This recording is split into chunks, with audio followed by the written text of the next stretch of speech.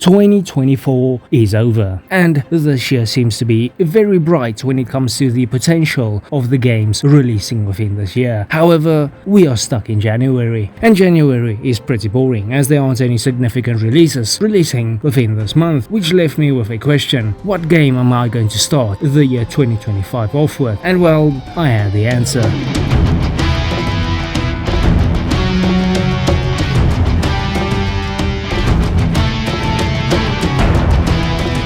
Halo 2 is the sequel to Halo Combat Evolved and the game that came before Halo 3. Just in case you didn't know how numbers work, Halo 2 is one of the most awesome video game sequels of all time. A fantastic game that at the time was absolutely amazing, fantastic, sublime. But given that this game is turning 21 years old this year, I thought it would be perfect to replay this game and see if it is worth playing in the year 2025. Now, to start off with, let's begin at the story, as the story of Halo 2 takes place not that long after the events of Halo Combat Evolved, as the story in this game builds off of the story of Halo Combat Evolved and expands the lore of the Halo universe. Now, within this game we get to learn much more about the Covenant due to the fact that you play as the Arbiter, and it is within the Arbiter segments that we get to learn more about the Covenant schemes and plans. This gives us a little bit of a different perspective, of course that perspective being straight from the Covenant, and I do think that it really adds quite a lot to this game's story and is quite unique from Halo Combat Evolved. We also get to learn that there are more Halos just hanging around, and of course we get the return and continuation of the Flood, which is pretty epic. And most importantly, we very nearly get Tentacle Hentai with Cortana. Yes! Yes! Yes! Yes! Yes! Yes!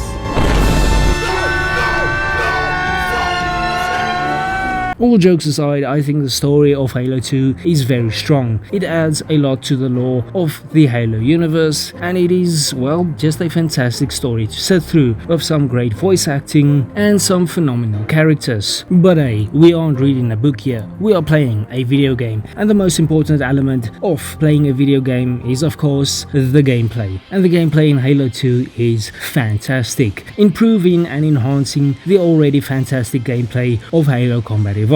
Now, the combat in Halo 2 has seen very few new additions to it, but the things that were added are significant. Now, of course, there are just some straight up new enemies added to the game, and the already existing enemies from Halo Combat Evolved has some new additions to their army. And hey, let's face it, enemy variety is pretty darn important when it comes to a game's combat system. And of course, in addition to this, you've got some more guns, which is again very important to the combat system, you know, given the fact that you actually use these things for the combat. And yes, I don't think these newer guns are exactly bad, I just still think that they are overshadowed by some of the older guns that carry over from Halo Combat Evolved, which are, to put it simply, pretty Sigma. And of course, you play as the Arbiter in this game, and you might think that playing as the Arbiter would be different, but it isn't. He actually feels exactly the same as Master Cheeks, which is actually overall, in my opinion, a pretty good thing. There are way too many examples of video games where you play as two different characters, and well, most of the time either of the characters are going to be way less fun to play as than the other. For example, God of War Ragnarok, where you play as the little shit Atreus, who is way less fun to play than Kratos. And of course, these sections where you play as the little shit is therefore way less memorable and enjoyable than the ones where you're playing as Kratos. My point here being that playing as Master Chief or playing as the Arbiter doesn't really have that significant of a difference, making both these sections pretty enjoyable. And again, I think the overall focus of playing as Master Chief and the Arbiter is more story focused rather than it is focused on the gameplay. The only difference between the Arbiter and Master Chief is that the Arbiter has the ability to be stealthy, which, as you would think, isn't really that great, but still better than Star Wars Outlaws. Now, the biggest and most significant change to the combat system is, of course, dual wielding. Dual wielding is phenomenal. What an absolutely Sigma addition to this game. Dual wielding was such a cool mechanic that was added to these games, and it is why these earlier games are so freaking fun to play, and it is really disappointing that 343 removed this mechanic from their games. Oh, sorry, it's not 343 anymore. Now they are called Halo. But you see, dear viewer, I think this is a perfect example of why why Halo doesn't understand what makes Halo Halo. It is why Halo's Halo is not the same as the old school Halo, which is why Halo keeps on failing at making Halo. And if Halo would only go back and see what made Halo so special in the first place, they would do a better job at making Halo. You see, my point here is that I really love Halo, but Halo I absolutely despise. Jokes aside, the Halo studio really doesn't seem to understand why these mechanics were so important in the earlier games. They don't seem to understand the cool factor of these abilities, which is kind of sad. Look, I'm not saying that they shouldn't have added a grapple hook to Halo Infinite. I'm just saying a grapple hook and dual wielding would have been absolutely fucking fantastic. I think the combat overall in Halo 2 is phenomenal. It is so bloody fun, and it is a perfect example of how some very small minor features added to a sequel can go a very long way. Now we move on to the levels, and the level design is pretty much the same as the level design in Halo Combat Evolved, and again, it's phenomenal, it's fantastic, and it works bloody well. Now the level design complements the combat pretty darn well. Having a great combat system and some great levels is always a good thing. Now yes, of course there isn't really that much different from the level design in this game to that of Halo Combat Evolved. However, I think the level design in Halo Combat Evolved was pretty darn amazing, and well, there was really no need to improve that much in this game. So with that in mind, I think it is obvious why these levels are good. It's mainly due to the same things that made Halo Combat Evolved's levels good. Of course, you have these sections where you are running and gunning, but you also have these sections where you are riding in some kind of vehicle and shooting shit around you in these awesome set pieces that this game has. And well, I'm pretty sure you will find it very hard to convince me that some of these set pieces aren't awesome. I mean, there are literal battles happening in these levels where a bunch of different parties are shooting at each other, and you join the lobby telling everybody to suck their mums and destroying them all. I mean, that is absolutely brilliant. It is so bloody fun, and the awesome battles that make these set pieces up are, well, actual battles. It isn't happening in the background, it's happening right in front of you, and they are so damn awesome. I think the only real complaints I have in regards to the levels and the gameplay is the fact that the last few levels in this game have a bit of a difficulty spike. I don't know if it's just me, but it definitely feels like there is a difficulty spike. But despite that, the levels in this game are fantastic. It's great, and it brilliantly complements the combat system to make the experience of Halo 2 that much more awesome. Now normally I would talk about the graphics, but given that this is the Master Cheeks edition, the graphics of Halo 2 is greatly enhanced, and yes, it looks absolutely fantastic. And well, the reason I play the Master Cheeks edition is because this is probably the only way most people these days can play Halo 2, so there's that. But hey, if you were wondering about the graphics, they look awesome. So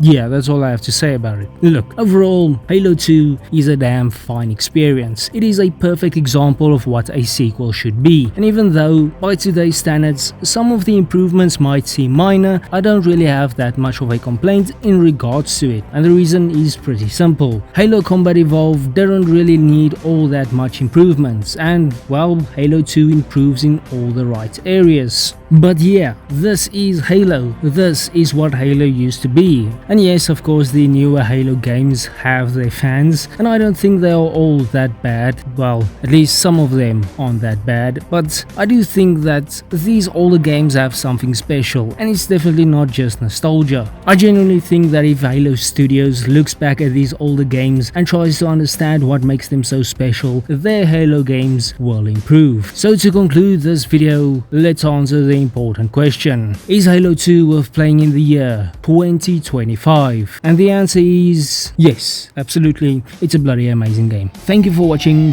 Bye bye.